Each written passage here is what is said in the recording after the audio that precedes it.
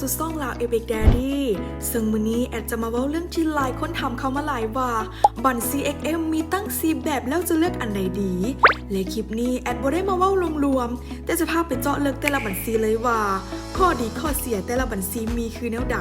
และตัวใดที่ได้โบนัสแบบจัดเต็มที่สุดถ้าบ่เป็นการเสียเวลาเฮามาเริ่มบัญชีที่1กันเลยบัญชีทำอิฐแมนบัญชีสแตนดาร์ดคือบัญชีมาตรฐานที่คนนิยมหลายที่สุดเพราะ1หลอดมีค่าเท่ากับ 100,000 หน่วยเหมาะกับคนเทรดทั่วไปที่ต้องการเฮ็ดกำไรแบบเต็มเม็ดเต็มหน่วยและถ้าไผที่กำลังจะเปิดบัญชีนี้ต้องฟังให้ดีเด้อเพราะทานกำลังจะได้รับสิทธิประโยชน์สูงสุดคือ 1. ได้รับโบนัสฟรี$30ทันทีแบบบ่ต้องฝากและ 2. ได้รับโบนัสเงินฝากครบทุกขั้นบ่ว่าจะเป็น 100% 50% และ 20% อีกนำและเพื่อความคุ้มค่าแอดแนะนำให้ทานฝากเริ่มต้น50ถึง$100ขึ้นไปเพื่อรับโบนัส 100% มาช่วยเพิ่มกำลังให้พอร์ตของทานซึ่งข้อดีของบัญชีนี้ก็คือ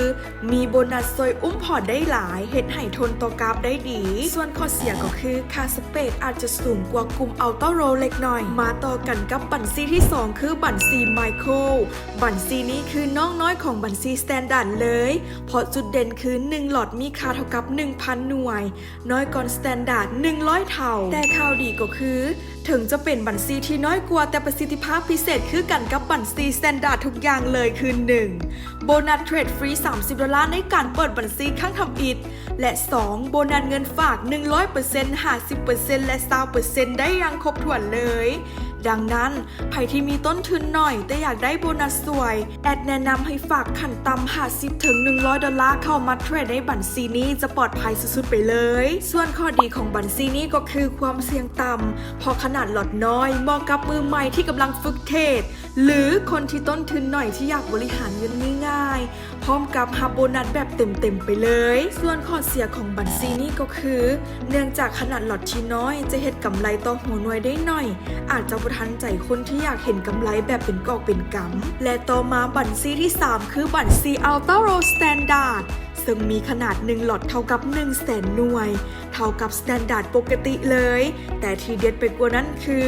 สเปดต่ำกว่าและบ่มีค่าสวอปในบางคู่เงินอีกนำซึ่งบัญชีนี้ยังจะได้รับโบนัสเปิดบัญชีครั้งทำอีก$30ฟรีแต่บัญชีนี้ตัดโบนัสเงินฝากออกจะบ่มีโบนัสเงินฝาก 100% 50% และ 20% เด้อแต่ข้อดีของบัญชีนี้ก็คือต้นทุนถูกหลายเข้าออเดอร์แล้วคืนทุนไวเหมาะกับคนที่มักเทรดหลายรอบต่อมือหรือสายเดย์เทรดนั่นเองและข้อเสียก็คือบ่มีโบนัสเงินฝากมาช่วยพอร์ตของทานเวลาเทรดต้องใช้ฝีมือหรือการบริหารเงินด้วยตัวเองเท่านั้นและต่อมาบัญชีสุดท้ายคือบัญชี Ultra Low Micro ที่เป็นลูกผสมที่น่าสนใจหลายคือ1หลอดเท่ากับ 1,000 หน่วย